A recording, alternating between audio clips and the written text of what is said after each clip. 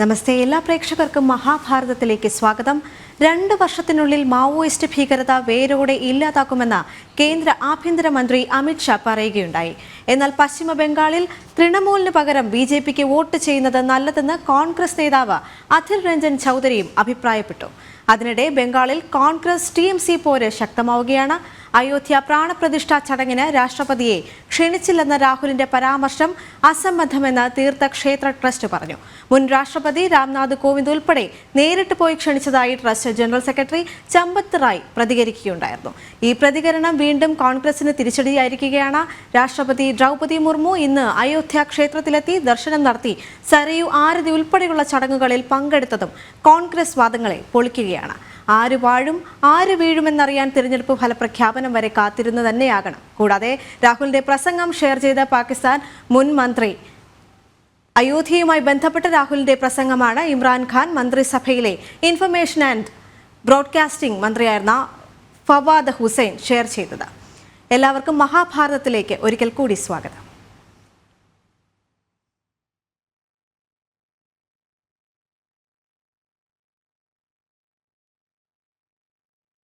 വാർത്തകളിലേക്ക് പോവുകയാണ്. 2 വർഷത്തിനുള്ളിൽ നക്സലിസം വേരോടെ ഇല്ലാതാക്കുമെന്ന് കേന്ദ്ര ആഭ്യന്തരമന്ത്രി അമിത് ഷാ പറയുകയുണ്ടായിരുന്നു.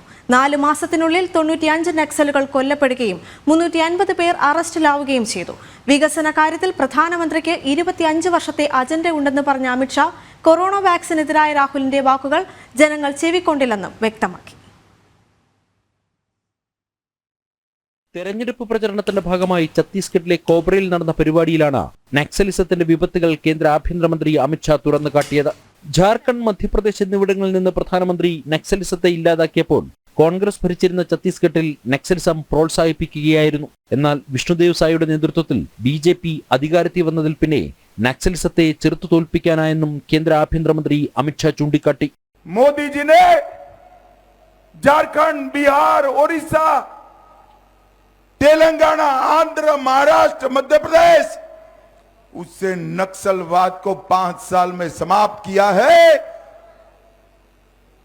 छत्तीसगढ़ छूट गया था क्योंकि यहां भूपेश कक्का की सरकार थी. मगर मैं कह कर जाता हूं, मोदी जी को तीसरी बार प्रधानमंत्री बनाओ, 2 साल में नक्सलवाद को मूल समेत उखाड़ कर हम फेंक देंगे. വാക്സിൻ നൽകിയത് കൊറോണയെ ചെറുക്കാനാണ്. എന്നാൽ ആരും വാക്സിൻ സ്വീകരിക്കരുതെന്ന് കോൺഗ്രസ് നേതാവ് രാഹുലിന്റെ നേതൃത്വത്തിൽ പ്രചരിപ്പിച്ചു. അതേസമയം രാഹുലിന്റെ വാക്കുകൾ ജനങ്ങൾ അവഗണിക്കുകയായിരുന്നു. മാത്രമല്ല, ഇരുട്ടിന്റെ മറവിൽ രാഹുലും സഹോദരിയും വാക്സിൻ സ്വീകരിച്ചു എന്നും അമിത് ഷാ കൂട്ടിച്ചേർത്തു. मोदी जी ने कॉफी पिलाकर मुफ्त में कोरोना का टीका लगाकर देश को कोरोना से सुरक्षित करने का काम नरेंद्र मोदी जी ने किया है. भाइयों बहनों, नरेंद्र. अरे राहुल बाबा उस वक्त भी कहते थे ये मोदी टीका है, मत लगाइयो, ये तो अच्छा है. कोरबा वालों, आप लोग उनका सुनते नहीं हो. आपने टीका लगा दिया, कोई उनकी सुनता नहीं. देश बनने लगा. फिर एक दिन परेशान होकर वो भी रात को बहना को लेकर अंधेरे में टीका लगाए. കഴിഞ്ഞ 10 വർഷക്കാലത്തെ ഭരണ നേട്ടങ്ങൾ ജനങ്ങൾക്ക് വ്യക്തമായതാണ്. അതിനപ്പുറം 25 വർഷത്തേക്കുള്ള വികസന അജണ്ടയാണ് പ്രധാനമന്ത്രിക്കുള്ളതെന്നും കേന്ദ്ര ആഭ്യന്തരമന്ത്രി സൂചിപ്പിച്ചു. ജനം, ഡൽഹി. കോൺഗ്രസ് നേതാവ് രാഹുലിന്റെ പ്രസംഗം ഷെയർ ചെയ്ത് പാകിസ്ഥാൻ മുൻ മന്ത്രി അയോധ്യയുമായി ബന്ധപ്പെട്ട രാഹുലിന്റെ പ്രസംഗമാണ് ഇമ്രാൻഖാൻ മന്ത്രിസഭയിലെ ഇൻഫർമേഷൻ ആൻഡ് ബ്രോഡ്കാസ്റ്റിംഗ് മന്ത്രിയായിരുന്ന ഫവാദ് ഹുസൈൻ ഷെയർ ചെയ്തത്. കോൺഗ്രസിന് ലഭിക്കുന്ന പാകിസ്ഥാൻ പിന്തുണയാണ് ഇതിലൂടെ വ്യക്തമാക്കുന്നതെന്ന് BJP. അയോധ്യ ക്ഷേത്രത്തിലെ പ്രാണപ്രതിഷ്ഠയുമായി ബന്ധപ്പെട്ട് BJPയെ എതിർത്ത് രാഹുൽ നടത്തിയ പ്രസംഗമാണ് പാകിസ്ഥാൻ മുൻ മന്ത്രി ഫവാദ് ഹുസൈൻ എക്സിൽ പങ്കുവച്ചത്. രാഹുൽ ഓൺ ഫയർ എന്ന തലക്കെട്ടിലാണ് രാഹുലിന്റെ പ്രസംഗം പങ്കുവച്ചിരിക്കുന്നത്. आपने उद्घाटन में एक गरीब व्यक्ति का चेहरा देखा? अंबानी दिखे, अदानी दिखे, अमिताभ बच्चन दिखे, नरेंद्र मोदी दिखे, हिंदुस्तान के सारे अरबपति दिखे, किसान दिखा, मजदूर दिखा, बेरोजगार युवा दिखा. तो फिर बात समझिए. കോൺഗ്രസ് പാർട്ടിക്ക് പാകിസ്ഥാനിൽ ലഭിക്കുന്ന പിന്തുണയും പാകിസ്ഥാൻ ബന്ധവുമാണ് ഇതിലൂടെ പുറത്തുവരുന്നതെന്ന് BJP നേതാവ് അമിത് മാളവി പറഞ്ഞു. പുൽവാമയിൽ ഭാരതീയ സൈനികർക്ക് നേരെ നടന്ന ഭീകരാക്രമണം പാകിസ്ഥാൻ തന്നെ ആസൂത്രണം ചെയ്ത് നടപ്പിലാക്കിയതാണെന്ന് പാക് പാർലമെന്റിൽ തുറന്നു സംബന്ധിച്ച ആളാണ് ഇമ്രാൻഖാൻ മന്ത്രിസഭയിലെ ഇൻഫർമേഷൻ ആൻഡ് ബ്രോഡ്കാസ്റ്റിംഗ് മന്ത്രിയായിരുന്ന ഫവാദ് ഹുസൈൻ. പാകിസ്ഥാന്റെ സ്വാധീനം നേടിയിരിക്കുന്ന പ്രകടന പത്രിക മാത്രമല്ല, അവരുടെ പിന്തുണയും കോൺഗ്രസിനുണ്ടെന്ന് ഇതിലൂടെ വ്യക്തമാവുകയാണെന്നാണ് BJPയുടെ പ്രതികരണം. രാഹുലിനും കോൺഗ്രസ് പാർട്ടിക്കും പാകിസ്ഥാൻ ലഭിക്കുന്ന പിന്തുണ തെരഞ്ഞെടുപ്പിൽ പ്രചാരണ വിഷയമാക്കി മാറ്റുകയാണ് BJP. പാക് പിന്തുണയുള്ള ഭീകരവാദികളോടും ഭീകരവാദ സംഘടനകളോടും കോൺഗ്രസ് സ്വീകരിക്കുന്ന മൃദു സമീപനം തുറന്നു കാട്ടുന്നതായിരുന്നു പ്രധാനമന്ത്രി നരേന്ദ്രമോദി ഉൾപ്പെടെയുള്ള മുതിർന്ന നേതാക്കന്മാർ നടത്തിയ പല പ്രസംഗങ്ങളും. ഇതിനു പിന്നാലെ രാഹുലിനെ പിന്തുണച്ച് പാകിസ്ഥാനിലെ മുൻ മന്ത്രി തന്നെ രംഗത്ത് വന്നതോടെ കോൺഗ്രസ് കൂടുതൽ പ്രതിരോധത്തിലാവുകയാണ്. ന്യൂസ് ഡെസ്ക് ജനം. പശ്ചിമ ബംഗാളിൽ തൃണമൂലിന് വോട്ട് ചെയ്യുന്നതിനേക്കാൾ ഭേദം BJPക്ക് വോട്ട് ചെയ്യുന്നതാണ് നല്ലതെന്ന് കോൺഗ്രസ് നേതാവ് അധിർ രഞ്ജൻ ചൌധരി. അതേസമയം ബംഗാളിൽ കോൺഗ്രസ് തൃണമൂൽ പോര് ശക്തമാവുകയാണ്. വിവരങ്ങളുമായി ജിഷ്ണു കൃഷ്ണനാണ് ഡൽഹിയിൽ നിന്ന് ചേരുന്നത്. ജിഷ്ണു, നമുക്കറിയാം ഈ ഇന്ത്യ മുന്നണിയുമായുള്ള സഖ്യം അല്ലെങ്കിൽ ഇന്ത്യ മുന്നണിയിൽ തന്നെയുള്ള ഭിന്നത എല്ലാം വ്യക്തമാക്കുന്ന തരത്തിലാണ് ഇപ്പോൾ നേതാക്കളുടെ പ്രതികരണങ്ങൾ മുന്നോട്ട് വരുന്നത്. എന്തൊക്കെയാണ് വിശദാംശങ്ങൾ?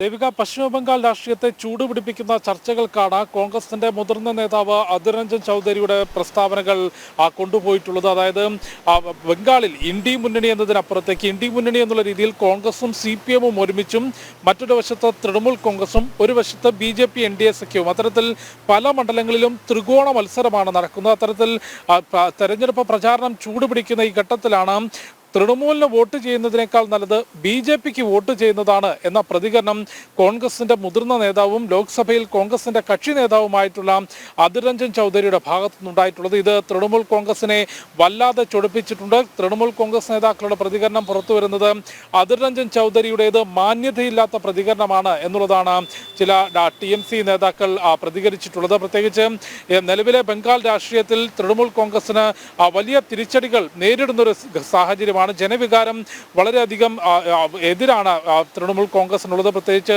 സന്ദേശ് ഗാലി ഉൾപ്പെടെയുള്ള സംഭവങ്ങൾ, ഒപ്പം തൃണമൂൽ നേതാക്കൾ ജനങ്ങളെ അടിമകളാക്കി വെക്കുകയും അവരെ ചൂഷണം ചെയ്യുകയും, അത് ലൈംഗികപരമായും സാമ്പത്തികപരമായും ഭരണത്തിന്റെ ഹുങ്കിൽ, ഭരണത്തിന്റെ അഹങ്കാരത്തിൽ ജനങ്ങളെ ചൂഷണം ചെയ്യുന്ന തൃണമൂൽ കോൺഗ്രസ് നേതാക്കൾക്കെതിരെ വലിയ രീതിയിലുള്ള ജനവികാരം പശ്ചിമ ബംഗാളിൽ ശക്തമാണ്. ആ ഒരു രാഷ്ട്രീയ പശ്ചാത്തലത്തിൽ കൂടിയാണ് കോൺഗ്രസിന്റെ തന്നെ മുതിർന്ന നേതാവ് തൃണമൂൽ കോൺഗ്രസിനേക്കാൾ നല്ലത് BJPക്ക് വോട്ട് ചെയ്യുന്നതാണ് എന്നൊരു പ്രതികരണം തെരഞ്ഞെടുപ്പ് പ്രചാരണ പരിപാടിയിൽ നടത്തിയിട്ടുള്ളത്. അത് വലിയ ചൂടുപിടിച്ച ചർച്ചകളിലേക്ക് ബംഗാൾ രാഷ്ട്രീയത്തെ നയിച്ചിട്ടുണ്ട്. ഇന്ത്യ മുന്നണിയുടെ തുടക്ക ചർച്ചകളിൽ അതിന് മുൻപിൽ നിന്നിരുന്നത്, കോൺഗ്രസിനൊപ്പം നിന്നിരുന്ന നേതാവാണ് മമതാ ബാനർജിയും ബീഹാറിലെ നിതീഷ് കുമാറും ഉത്തർപ്രദേശിൽ സമാജ്വാദി പാർട്ടി നേതാവ് അഖിലേഷ് യാദവും എല്ലാം തന്നെ. എന്നാൽ തെരഞ്ഞെടുപ്പിന് മുൻപേ തന്നെ നിതീഷ് കുമാർ ബീഹാറിൽ NDAക്കൊപ്പം ചേർന്നു. പശ്ചിമ ബംഗാളിലാകട്ടെ ഈ മുന്നണിക്കൊപ്പം നിൽക്കുകയാണെങ്കിൽ ജനങ്ങൾ യാതൊരു തരത്തിലും സ്വീകരിക്കില്ല എന്ന ഒരു തിരിച്ചറിവിനെ തുടർന്ന് ഈ സീറ്റ് പങ്കിടുന്നത് വേണ്ട, ഈ ഇന്ത്യ മുന്നണിക്കൊപ്പം നിന്ന് മത്സരിക്കേണ്ട,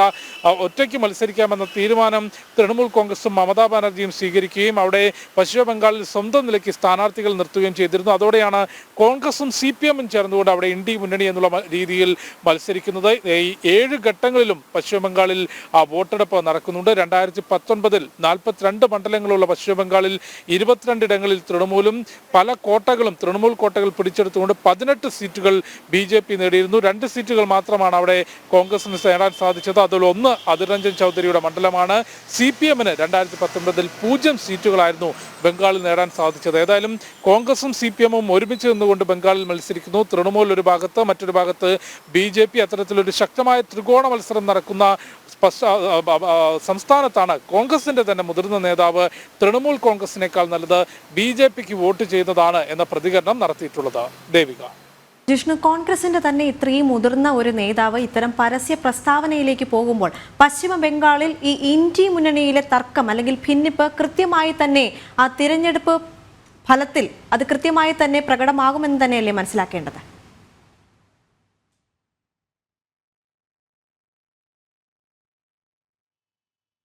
ദേവിക, തീർച്ചയായും ഈ പ്രതിപക്ഷ മുന്നണി, ഇന്ത്യ മുന്നണി എന്നുള്ളത് തെരഞ്ഞെടുപ്പിന് മുൻപേ തന്നെ തകർന്നടിയും എന്നുള്ളത് നേരത്തെ, അതായത് ഒരു 4 മാസം മുൻപ് പ്രധാനമന്ത്രി നരേന്ദ്രമോദി, ആഭ്യന്തരമന്ത്രി അമിത്ഷാ ഉൾപ്പെടെയുള്ളവരുടെ പ്രസംഗങ്ങൾ പരിശോധിക്കുമ്പോൾ നമുക്ക് മനസ്സിലാകും. വ്യത്യസ്ത ആശയങ്ങൾ, അധികാരത്തിന് അതിയായ മോഹമുള്ള പാർട്ടികൾ BJPയെ എതിർക്കുക എന്ന ഒറ്റ ലക്ഷ്യം കൊണ്ടൊരു മുന്നണിയിലെത്തുമ്പോൾ അത് അധികകാലം നിലനിൽക്കില്ല എന്ന നിരീക്ഷണം മറ്റ് രാഷ്ട്രീയ പാർട്ടികൾ, BJP ഉൾപ്പെടെയുള്ള രാഷ്ട്രീയ നേതാക്കളൊപ്പം ദേശീയ തലത്തിൽ രാഷ്ട്രീയ നിരീക്ഷകരും ചൂണ്ടിക്കാട്ടിയിരുന്നു. അതിന് സമാനമായ ഒരു സാഹചര്യം തെരഞ്ഞെടുപ്പിന് മുൻപേ തന്നെ ഇന്ത്യ മുന്നണിയിലുണ്ടായി. പല സംസ്ഥാനങ്ങളിലും ഈ സഖ്യം പരസ്പരം അടിക്കുന്ന കാഴ്ച നമ്മൾ കണ്ടു. അധികാരത്തിന്റെ വടംവലിയിൽ ഒരു പ്രധാനമന്ത്രി സ്ഥാനാർത്ഥിയെ പോലും മുന്നോട്ട് നിർത്താൻ സാധിച്ചില്ല. ദിവസങ്ങൾക്ക് മുൻപ് ജാർഖണ്ഡിൽ റാഞ്ചിയിൽ സ്ഥാനാർത്ഥി നിർണയവുമായി ബന്ധപ്പെട്ട് RJD കോൺഗ്രസ് പ്രവർത്തകർ പരസ്പരം ഏറ്റുമുട്ടുന്ന സാഹചര്യമുണ്ടായി. അതും ഇന്ത്യ മുന്നണിയിലെ കോൺഗ്രസിന്റെയും RJDയിലെയും മറ്റ് പ്രധാനപ്പെട്ട നേതാക്കൾ വേദിയിൽ ഉണ്ടാകുമ്പോൾ ആ വേദിക്ക് മുൻപിൽ വെച്ചാണ് കോൺഗ്രസ് RJD പ്രവർത്തകർ ഏറ്റുമുട്ടിയിട്ടുള്ളത്. കേരളത്തിൽ ഈ ഇന്ത്യ മുന്നണി നടപ്പാക്കാൻ സാധിച്ചില്ല. ചുരുക്കം ചില സംസ്ഥാനങ്ങളിൽ ഡൽഹിയിലും ഉത്തർപ്രദേശിലും തമിഴ്നാട്ടിലും ഉൾപ്പെടെ ചുരുക്കം ചില സംസ്ഥാനങ്ങളിൽ മാത്രമാണ് ഈ മുന്നണി സംവിധാനത്തിൽ അവർക്ക് മത്സരിക്കാൻ തന്നെ സാധിച്ചിട്ടുള്ളത്. എന്നാൽ പോലും അധികാരത്തിന് വേണ്ടിയുള്ള വടംവലിയും ഓരോ മണ്ഡലങ്ങളിലും ഏത് പാർട്ടിക്ക് സ്ഥാനാർത്ഥി നിർണയം നടത്താനുള്ള അധികാരം നൽകണം എന്നത് സംബന്ധിച്ചും ശക്തമായ വടംവലി ഈ മുന്നണിക്കുള്ളിൽ തന്നെ നിലനിൽക്കുന്നു. അത് വളരെയധികം തെരഞ്ഞെടുപ്പ് പ്രചാരണത്തിൽ മുതലാക്കാൻ BJP NDA സഖ്യത്തിന് സാധിച്ചിട്ടുണ്ട് എന്നുള്ളതുമാണ് രാഷ്ട്രീയ നിരീക്ഷകർ ചൂണ്ടിക്കാണിക്കുന്നത്. അതിനിടയിലാണ് ഈ ഇന്ത്യ മുന്നണിക്കൊപ്പം നിൽക്കുന്ന ഒരു പ്രധാന കക്ഷി എന്നുള്ള രീതിയിൽ തൃണമൂൽ പ്രവർത്തിക്കുമ്പോഴും ആ തൃണമൂൽ കോൺഗ്രസിനേക്കാൾ നല്ലത് BJP ആണ് എന്നൊരു പ്രതികരണം കോൺഗ്രസിനെ തന്നെ മുതിർന്ന നേതാവ് ലോക്സഭയിലെ കോൺഗ്രസിന്റെ കക്ഷി നേതാവുമായിട്ടുള്ള അധിർ രഞ്ജൻ ചൗധരിയുടെ ഭാഗത്തുനിന്നുണ്ടായിട്ടുള്ളത്. ദേവിക, അത് തന്നെയാണ്. പശ്ചിമ ബംഗാളിൽ തൃണമൂലിന് വോട്ട് ചെയ്യുന്നതിനേക്കാൾ ഭേദം BJPക്ക് വോട്ട് ചെയ്യുന്നതാണ് നല്ലതെന്ന് കോൺഗ്രസ് നേതാവ് അധിർ രഞ്ജൻ ചൗധരി പറഞ്ഞിരിക്കുകയാണ്. അതേസമയം ബംഗാളിൽ കോൺഗ്രസ് തൃണമൂൽ പോര് ശക്തമാകുന്നു എന്ന് തന്നെയാണ് മനസ്സിലാക്കാൻ സാധിക്കുന്നത്. വിവരങ്ങൾ നൽകിയത് ജിഷ്ണു കൃഷ്ണൻ. മുൻ തെലങ്കാന മുഖ്യമന്ത്രി K. ചന്ദ്രശേഖർ റാവുവിനെ തെരഞ്ഞെടുപ്പ് പ്രചാരണത്തിൽ നിന്നും വിലക്കി. കോൺഗ്രസിനെതിരെ ആക്ഷേപകരമായ പരാമർശം ഉന്നയിച്ചതിന്റെ പേരിലാണ് തെരഞ്ഞെടുപ്പ് കമ്മീഷന്റെ വിലക്ക്. ഇന്ന് 8 മണി മുതൽ 48 മണിക്കൂർ നേരത്തേക്ക് ചന്ദ്രശേഖർ റാവു തെരഞ്ഞെടുപ്പ് പ്രചാരണത്തിൽ പങ്കെടുക്കരുത് എന്നാണ് നിർദ്ദേശം. വിവരങ്ങളുമായി ഐസൺ ജോസാണ് ചേരുന്നത്. ഐസൺ, എന്തൊക്കെയാണ് വിശദാംശങ്ങൾ? ദേവിക, ഇത്തരത്തിൽ കോൺഗ്രസിനും അതുപോലെ തന്നെ കോൺഗ്രസ് നേതാക്കൾക്കുമെതിരെ മോശമായ പരാമർശങ്ങൾ നടത്തിയെന്ന ഒരു ആരോപണത്തിന്റെ അടിസ്ഥാനത്തിലാണ് ചന്ദ്രശേഖർ റാവുവിനെ തെരഞ്ഞെടുപ്പ് പ്രചരണത്തിൽ നിന്നും വിലക്കിയിരിക്കുന്നത്. അത്യപൂർവമായൊരു നടപടിയാണ് തെരഞ്ഞെടുപ്പ് കമ്മീഷന്റെ ഭാഗത്തു നിന്ന് ഇക്കാര്യത്തിൽ ഉണ്ടായിരിക്കുന്നത് എന്നാണ് മനസ്സിലാക്കാൻ സാധിക്കുന്നത്.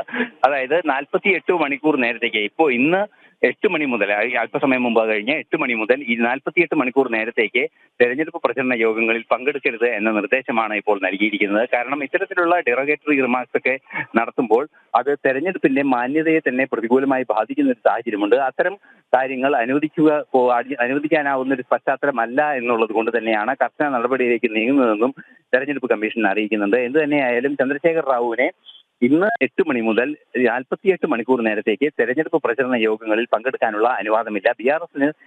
ബിആർഎസിനെ സംബന്ധിച്ചിടത്തോളം വലിയൊരു തിരിച്ചടി തന്നെയാണിത്. കാരണം തങ്ങളുടെ വളരെ പ്രധാനപ്പെട്ട ഒരു നേതാവിനെ തെരഞ്ഞെടുപ്പിൽ പ്രചരണത്തിനെത്തിക്കാൻ, പ്രത്യേകിച്ചും മുൻ മുഖ്യമന്ത്രിയായിരുന്ന വ്യക്തി കൂടിയായ ആളെ തെരഞ്ഞെടുപ്പിൽ എത്തിക്കാൻ സാധിക്കാത്തൊരവസ്ഥ, തെരഞ്ഞെടുപ്പ് പ്രചരണത്തിന്റെ ഭാഗമായി വീഡിയോയിലോ അല്ലെങ്കിൽ മറ്റു സംവിധാനങ്ങളിലോ ഒന്നും തന്നെ ഇത്തരത്തിൽ പ്രചരണ പരിപാടികളിൽ പങ്കെടുക്കാൻ പറ്റാത്തൊരു സാഹചര്യത്തിലേക്ക് കാര്യങ്ങൾ കൊണ്ടെത്തിച്ചിരിക്കുന്നു എന്നതാണ് യാഥാർത്ഥ്യം. എന്തുതന്നെയായാലും കർശന നടപടികൾ ഇത്തരത്തിലുള്ള തെറ്റായ നീക്കങ്ങൾ ഉണ്ടായാൽ തെരഞ്ഞെടുപ്പ് കമ്മീഷന്റെ ഭാഗത്തു നിന്നുണ്ടാകുമെന്ന ഒരു സന്ദേശം കൂടിയാണ് തെരഞ്ഞെടുപ്പ് രംഗത്തിന് ഇലക്ഷൻ കമ്മീഷൻ നൽകുന്നത്. ദേവിക, ശരി, ഐസൺ ജോസാണ് വിവരങ്ങൾ നൽകിയത്. ഇന്ത്യ മുന്നണിയുടെ അവകാശവാദ കണക്കുകൾ നിരത്തി പ്രധാനമന്ത്രി നരേന്ദ്രമോദി ഭൂരിപക്ഷം ലഭിക്കാൻ 272 സീറ്റുകൾ വേണം. BJP മാത്രമാണ് 272 സീറ്റുകളിൽ മത്സരിക്കുന്നതെന്നും പ്രധാനമന്ത്രി പറഞ്ഞു. ഡൽഹിയിലെ കോൺഗ്രസ് നേതാക്കൾക്ക് സ്വന്തം പാർട്ടിക്ക് വോട്ട് ചെയ്യാൻ പോലും കഴിയാത്ത അവസ്ഥയെന്നും മോദി പറഞ്ഞു. ലോക്സഭയിൽ ഭൂരിപക്ഷം ലഭിക്കാൻ 272 സീറ്റുകൾ വേണം. ഒരു പാർട്ടി മാത്രമാണ് 272 സീറ്റുകളിൽ മത്സരിക്കുന്നത്. അത് BJP മാത്രമാണ്. എന്നിട്ടും കോൺഗ്രസ് സർക്കാർ ഉണ്ടാക്കുമെന്നാണ് അവകാശവാദം ഉന്നയിക്കുന്നതെന്നും പ്രധാനമന്ത്രി നരേന്ദ്രമോദി പറഞ്ഞു. આ વખતે કોંગ્રેસની સ્થિતિ એવી છે, તમારે સરકાર બનાવી હોય ને તો ઓછામાં ઓછી 272 સીટો તો MP જોઈએ તમારી પાસે. અમારી સિવાય, ભાજપ સિવાય આ દેશમાં એક પણ પોલિટિકલ પાર્ટી, કોંગ્રેસ પણ 272 લડાવતા જ નથી. બોલો, એટલે તમે 272 લડાવતા નથી અને કહો અમે સરકાર બનાવીશું. ഗുജറാത്തിൽ തെരഞ്ഞെടുപ്പ് റാലിയെ അഭിസംബോധന ചെയ്യുകയായിരുന്നു പ്രധാനമന്ത്രി നരേന്ദ്രമോദി. ഡൽഹിയിലെ രാജകീയ കുടുംബത്തിൽപ്പെട്ട കോൺഗ്രസ് നേതാക്കൾക്ക് പോലും സ്വന്തം പാർട്ടിക്ക് വോട്ട് ചെയ്യാനാകുന്നില്ല. അഹമ്മദ് പട്ടേൽ ഉൾപ്പെടെയുള്ള കോൺഗ്രസ് നേതാക്കൾ സ്വന്തം പാർട്ടിക്കല്ല വോട്ട് ചെയ്യുന്നത്. കോൺഗ്രസിന്റെ അവകാശവാദങ്ങളുടെ പൊള്ളത്തരം തുറന്നു കാണിക്കപ്പെടുകയായിരുന്നു പ്രധാനമന്ത്രിയുടെ വാക്കുകളിൽ. നാഷണൽ ഡെസ്ക്, ജനം. അയോധ്യ പ്രാണപ്രതിഷ്ഠാ ചടങ്ങിന് രാഷ്ട്രപതിയെ ക്ഷണിച്ചില്ലെന്ന രാഹുലിന്റെ പരാമർശത്തിന് മറുപടി നൽകി തീർത്ഥക്ഷേത്ര ട്രസ്റ്റ്. രാഹുൽ പ്രചരിപ്പിക്കുന്നത് ശുദ്ധ അസംബന്ധമാണ്. മുൻ രാഷ്ട്രപതി രാംനാഥ് കോവിന്ദ് ഉൾപ്പെടെ നേരിട്ട് പോയി ക്ഷണിച്ചതായി trust general secretary Champat Rai പ്രതികരിച്ചു. വനവാസി വിഭാഗത്തിൽപ്പെടുന്നതുകൊണ്ട് രാഷ്ട്രപതി ദ്രൗപദി മുർമുവിനെ രാമക്ഷേത്രത്തിന്റെ പ്രാണപ്രതിഷ്ഠാ ചടങ്ങിന് ക്ഷണിച്ചില്ലെന്നായിരുന്നു രാഹുലിന്റെ വിവാദ പരാമർശം.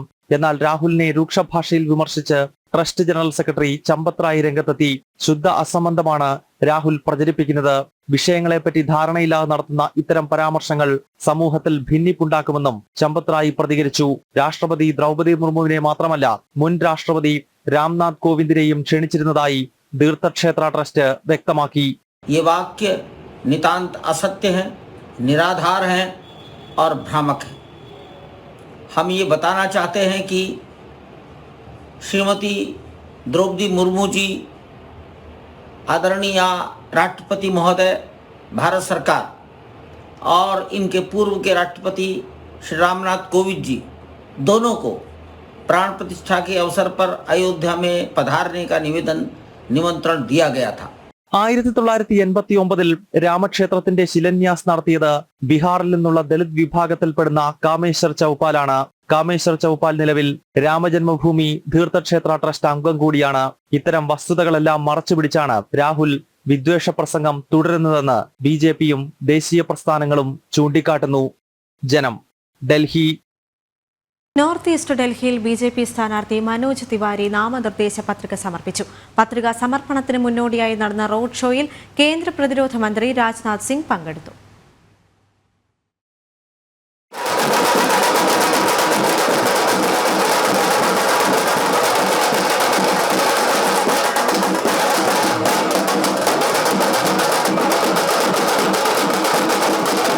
ഇത് മൂന്നാം തവണയാണ് മനോജ് തിവാരി നോർത്ത് ഈസ്റ്റ് ഡൽഹിയിൽ ജനവിധി തേടുന്നത്. 2 തവണയും ആധികാരിക ജയം. കഴിഞ്ഞ തവണത്തെ ഭൂരിപക്ഷം 3,66,000. ഭോജ്പൂരി ചലച്ചിത്ര താരം കൂടിയായ മനോജ് തിവാരിക്ക് വൻ സ്വീകാര്യതയാണ് ജനങ്ങൾക്കിടയിൽ. ഡൽഹിയിലെ 7 സിറ്റിംഗ് എംപിമാരിൽ ബി.ജെ.പി. വീണ്ടും ടിക്കറ്റ് നൽകിയത് മനോജ് തിവാരിക്ക് മാത്രം. നാമനിർദ്ദേശ പത്രികാ സമർപ്പണത്തിന് മുന്നോടിയായി പടുകൂറ്റൻ റോഡ് ഷോ. കേന്ദ്ര പ്രതിരോധ മന്ത്രി രാജ്നാഥ് സിംഗ്, ഡൽഹി ബി.ജെ.പി. അധ്യക്ഷൻ വീരേന്ദർ സച്ദേവ എന്നിവർ റോഡ് ഷോയ്ക്ക് നേതൃത്വം നൽകി. യമുന വിഹാറിൽ നടന്ന റോഡ് ഷോയിൽ 100 കണക്കിന് ബി.ജെ.പി. പ്രവർത്തകരും പങ്കെടുത്തു. 3 തവണ ഡൽഹി മുഖ്യമന്ത്രിയും കോൺഗ്രസിന്റെ കരുത്തയായ നേതാവുമായ ഷീലാ ദീക്ഷിതിനെയാണ് 2019 മനോജ് തിവാരി ഇവിടെ പരാജയപ്പെടുത്തിയത്. JNUവിൽ രാഷ്ട്രവിരുദ്ധ മുദ്രാവാക്യം മുഴക്കി കുപ്രസിദ്ധനായ കന്നയ്യ കുമാറാണ് ഈ തവണ മനോജ് തിവാരിയുടെ ഈ മണ്ഡലത്തിലെ എതിരാളി. ഈ മാസം 25-നാണ് ഡൽഹിയിലെ മുഴുവൻ മണ്ഡലങ്ങളിലും വോട്ടെടുപ്പ്. നോർത്ത് ഈസ്റ്റ് ഡൽഹിയിൽ നിന്ന് ഉണ്ണി കെ വാര്യർക്കൊപ്പം ഗൗതം അനന്തനാരായണൻ, ജനം. ഹിന്ദി സിനിമാ സീരിയൽ താരം രൂപാലി ഗാംഗുലി ബി.ജെ.പിയിൽ ചേർന്നു. ഡൽഹിയിലെ ബി.ജെ.പി. ദേശീയ കാര്യാലയത്തിൽ മുതിർന്ന നേതാക്കൾ ചേർന്ന് രൂപാലിയെ സ്വീകരിച്ചു.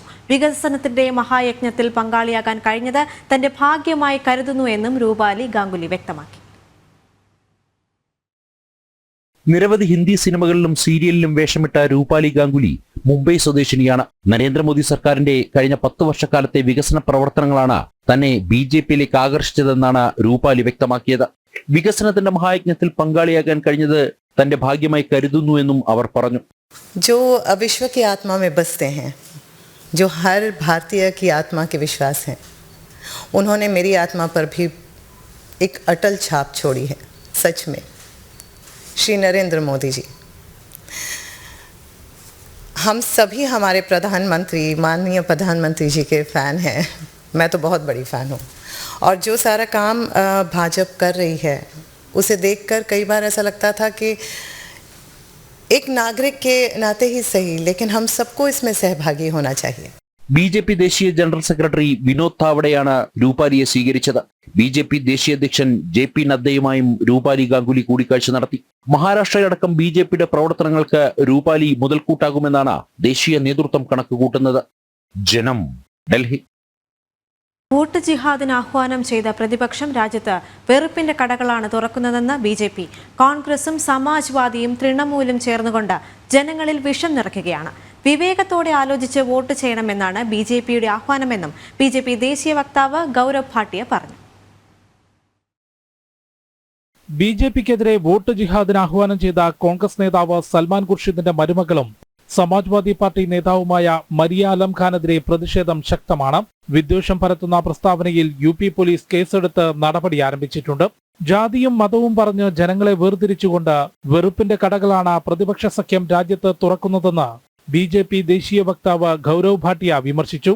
ജനങ്ങൾ വിവേകത്തോടെ ആലോചിച്ച് വോട്ട് ചെയ്യണമെന്നാണ് ബി.ജെ.പിയുടെ ആഹ്വാനമെന്നും അദ്ദേഹം വ്യക്തമാക്കി. जो राहुल गांधी का नफरत का बाजार है, उसमें दुकानें नफरत की, जहर की समाजवादी पार्टी TMC इन्होंने भी खोली हैं और अब ये कह रहे हैं कि वोट का जिहाद कर डालो। वोट का जिहाद किसके खिलाफ करोगे? तो फिर याद आया कि कांग्रेस के मैनिफेस्टो में ही लिखा है बहुसंख्यकवाद इस देश में नहीं चलेगा। बहुसंख्यक कौन है? हिंदू है। वोट का जिहाद करने की बात करते हैं.